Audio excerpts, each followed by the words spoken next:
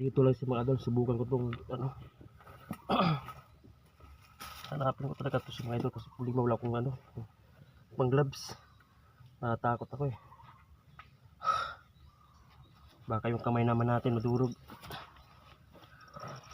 Ay, natin umiga para sigurado tayo. Dito sa mga idol oh. Kailangan ingat tayo rito. Uy, malaki-laki nito mga idol. Uy, laki. Durog kamay natin dito sigurado. Ingat tayo rito. Oops. Huwag ka na pumalag. Uy, natatakot ako.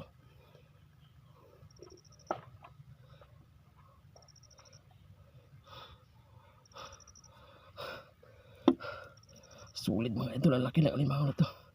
Kaso lang, delikado, putulin daliri natin magkamali. Gamay konting ano lang, pagkakamali sigurado. Ito na. Oh. Uy, oops.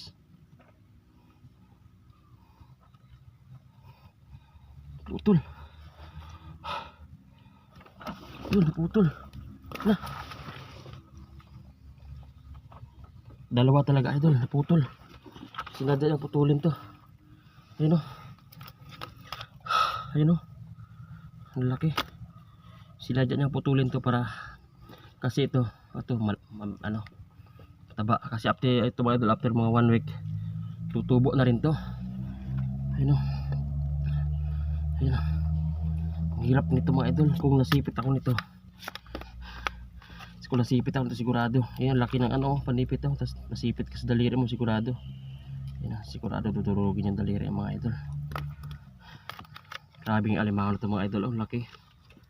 Sinadya na talaga putulin yung ano niya. Minsan kasi mga idol, mag-asawa tong alimango na to. Kaya subukan natin ulit. Ayun, nangiiwan na yung mga ano niya eh. Bigla niya binitawan yung mga panipit niya kasi alam niya after ilang linggo babalik na ulit sa normal. So subukan natin ulit, baka mayroon pa kasi mag-asawa to.